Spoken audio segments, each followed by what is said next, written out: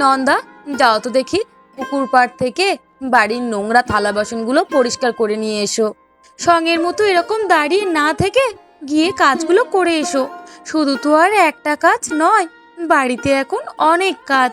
তুমি যদি তাড়াতাড়ি কাজগুলো না করো তাহলে করবেটা কি শুনি? হ্যাঁ বৌদি, তোমাদেরকে এই বিষয় নিয়ে একদম ভাবতে হবে না।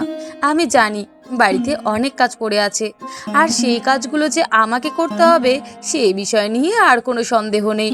তোমরা আর ভেবো না, আমি এক্ষুনি যাচ্ছি। দেখেছো দিদি, ওর মুখে কত বড় বড় কথা। যেই না বলেছে কাজের কথা, সেই আমাদেরকে কত কথা শুনিয়ে দিল। হ্যাঁ রে ছোট, সেটাই তো দেখছি। ওর মুখে বেশ বুলি ফুটেছে। এই বুলি কি করে বন্ধ করতে হয় তা আমার খুব ভালো করেই জানা আছে। কি করবে দিদি, তুমি যদি এক্ষুনি কিছু বলতে চাও, মেম সাহেবের দুই দাদা আছে, তাদের কানে আবার লাগিয়ে দেবে। দাদারা এসে আবার আমাদেরকেই কথা শোনাবে। তুমি এর থেকে বরং অন্য কিছু ভাবো। হ্যাঁ রে ছোট, তোকে এসব বিষয় নিয়ে একদম ভাবতে হবে না। ওকে আর কতদিন এই বাড়িতে রাখবো? ওকে বাড়ি থেকে যে করেই হোক বের করতেই হবে। নন্দা নদীর ধারে বসে বাড়ির থালা বাসনগুলো পরিষ্কার করতে থাকে। ঠিক তেমন সময় রাস্তা দিয়ে যেতে থাকে নন্দার বড় দাদা। এই কি নন্দা, তুই তুই এখানে? কি ব্যাপার? তুই যে সকালে বললি তোর শরীরটা অনেক খারাপ, আর এত শরীর খারাপ নিয়ে তুই কিনা জলের কাজ করছিস? না না দাদা, তেমন কিছু নয়। আসলে বাড়িতে কাজগুলো অনেকক্ষণ থেকে পড়েছিল তো, তাই আর দেখে থাকতে পারিনি, নিয়ে চলে এসেছি। না বোন, এইসব বললে তো হবে না। তোর দুই বৌদি রয়েছে, সব সময় তো তুই করিস। কেন তোর অসুস্থতার সময় তোর বৌদিরা কিছু করতে পারছে না? দাদা, তুমি বৌদিদেরকে খারাপ ভেবো না। তারা তো আমাকে দিয়ে কিছুই করাতে চায় না। তারা তো সব কাজ নিজেরাই করতে চায়। আমি তো জোর করে বৌদিদের থেকে কাজগুলো নিয়ে নিই। কেন রে বোন, সব কাজ কেন তোকে করতে হবে? কেন দাদা, আমি কাজ করলে সমস্যা কোথায়? আর তাছাড়া আমি তো কাজ ছাড়া থাকতেই পারি না। বাড়িতে শুধু শুধু থাকবো কেন বলো তো? একটু কাজ করে দিলে বৌদিদেরও মনটা ভালো থাকবে। জানি রে বোন, তুই আজ অসহায়, নিরুপায়। সেই জন্য তোর বৌদিরা তোকে দিয়ে অনেক পরিশ্রম করায়, অনেক খাটায়। আর যদি তোর স্বামী বেঁচে থাকতো তাহলে কখনো তোর এমন দিন দেখতে হতো না। থাক তো দাদা, এসব কথা বাদ দাও। পুরনো কথা আর মনে করো না। ঠিক আছে, তুই আজকে এক্ষুনি আমার সাথে বাড়িতে চল। তারপর তোর বৌদিদেরকে যা বলার আমি বলবো। এরপর রমেশ বাড়িতে আসে। তন্নি, তন্নি, কই তুমি? তোমরা দুইজন এখানে বেরিয়ে এসো, তোমাদের সাথে কথা আছে। এ কি, তুমি ফিরে এসেছো? কখন আসলে গো?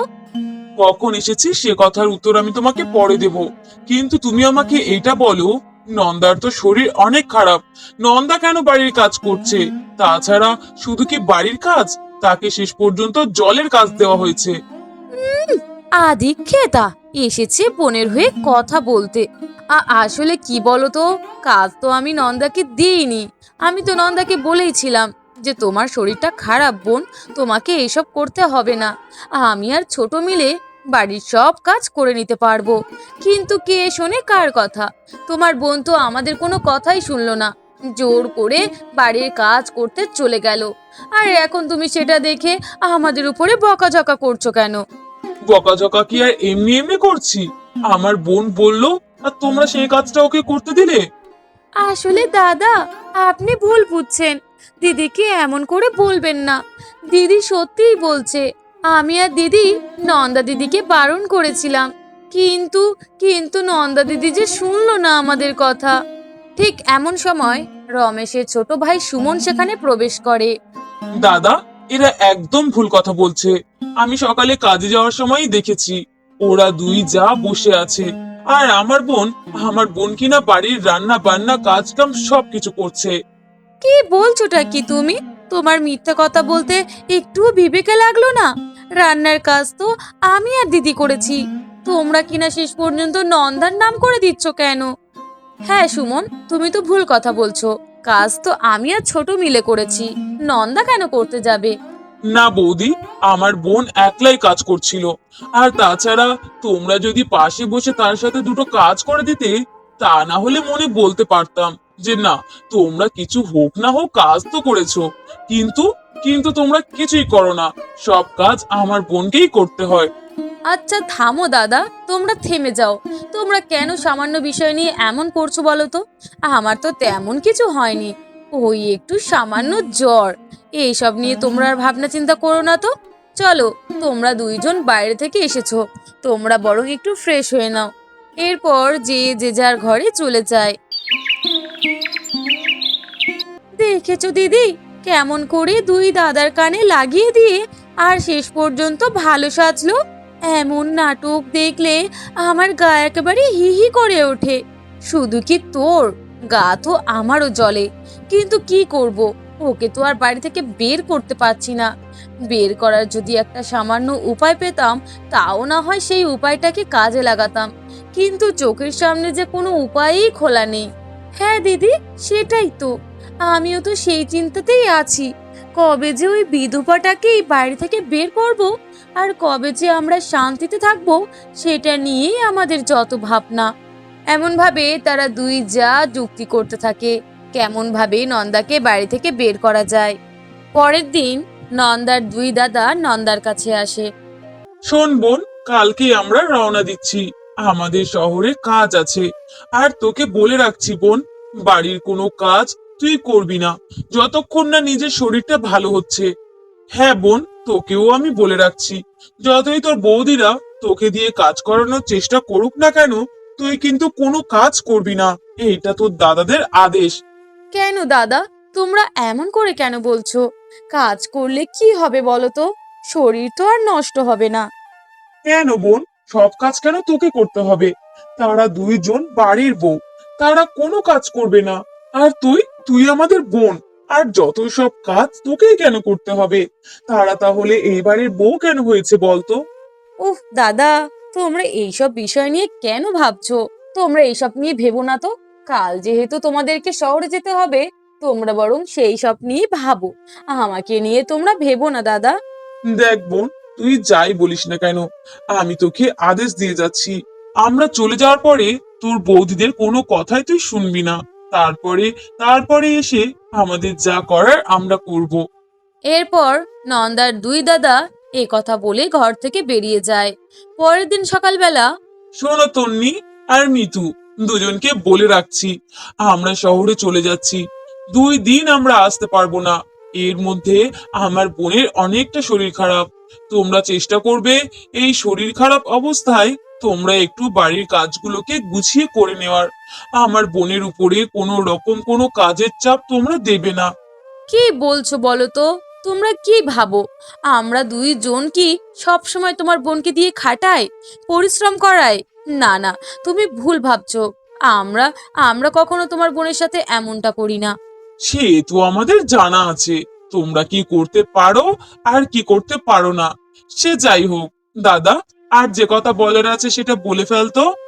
হ্যাঁ শোনো তন্নি, আমার বোনের শরীরটা খারাপ। তোমরা চেষ্টা করবে আজকের মধ্যে আমার বোনকে একটু ডাক্তারখানা থেকে ঘুরিয়ে নিয়ে আসতে। বোনের শরীরে যদি ওষুধ না পড়ে, তাহলে আমার বোনের সুস্থ হতে যে অনেক সময় লাগবে। হ্যাঁ হ্যাঁ, ঠিক আছে। এইসব বিষয় নিয়ে তোমাদেরকে আর চিন্তা করতে হবে না। আমরা দুইজন ঠিকঠাক মতো তোমার বোনকে ডাক্তার দেখিয়ে ওষুধ খাইয়ে দেব। তোমরা শুধু শুধুই অযথা চিন্তা করো। এরপর নন্দার দুই দাদা শহরে কাজের উদ্দেশ্যে বেরিয়ে পড়ে। দেখেছো দিদি, দুই দাদার কত চিন্তা। তারা সব সময় ভাবে আমরাই নাকি তার বোনকে দিয়ে সব সময় খাটাই, পরিশ্রম করাই। তাই তো দেখলাম বোনের প্রতি কত আদিক্ষেতা। আমার তো মন চাইছে ওষুধ কেন, হাতে যদি বিষ পেতাম, বিষ খাইয়ে ওই অভাগীটাকে মেরে ফেলতাম। কিন্তু সেই কপাল তো আর নেই। এই কাজ যদি করতে পারতাম, তাহলে কবেই যে মনে শান্তি পেতাম তার কোনো ঠিক নেই। চল ছোট, আমাদের এখানে কোনো কাজ নেই, আমরা বরং যাই। পরের দিন নন্দাদের বাড়ির সামনে দিয়ে যাচ্ছিল নন্দার পুরনো এক বন্ধু। তখনই দেখা হয়ে যায় নন্দার সাথে। এ কি নন্দা, কেমন আছিস তুই? হ্যাঁ, আমি তো ভালো আছি। তুই তুই কেমন আছিস? হ্যাঁ, ভালো আছি। কিন্তু এটা আমি কি দেখছি? সত্যি কি? হ্যাঁ, তুই যা দেখছিস তা একদম সঠিক। কিভাবে হলো এমনটা? শোন, এসব কথা আমি আর মনে করতে চাই না। একে আমার মনের মধ্যে অনেক কষ্ট, তার উপরে যদি পুরনো কথা মনে করতে যাই তাহলে হয়তো আমার বুকটা ফেটেই যাবে।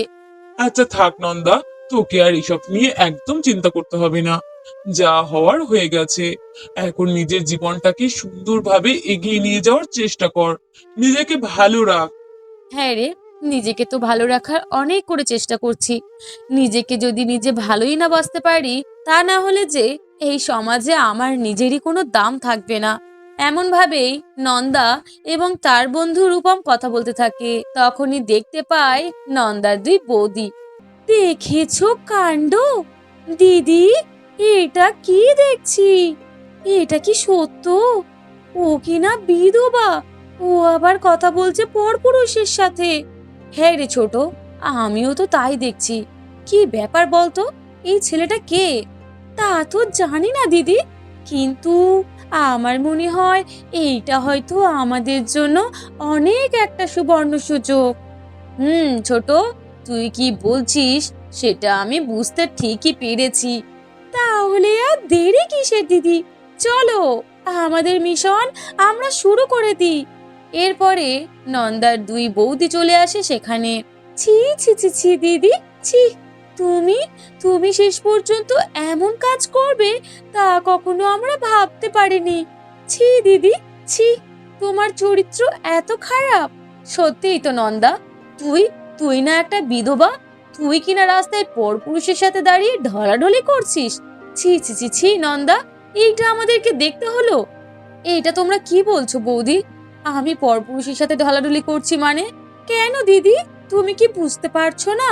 তুমি তুমি এরকম রাস্তার মাঝখানে দাঁড়িয়ে যদি পরপুরুষের সাথে এমন করতে থাকো, তাহলে এটা যদি পাড়ার প্রতিবেশী দেখে যায়, তাহলে আমাদের বাড়ির মান সম্মান কোথায় যাবে বলো তো? সত্যিই তো নন্দা, শেষ পর্যন্ত এমন মুখ পোড়ানোর কাজ তুই কি করে করতে পারলি নন্দা? তোর দাদারা তোকে কত ভালোবাসে, আর সেই ভালোবাসার দাম তুই এমন ভাবে দিচ্ছিস? না না বৌদি, তোমরা ভুল ভাবছো। তোমরা যা ভাবছো সম্পূর্ণ ভুল। এই হচ্ছে রূপম আমার। থাক নন্দা, তোকে আর কিচ্ছু বলতে হবে না।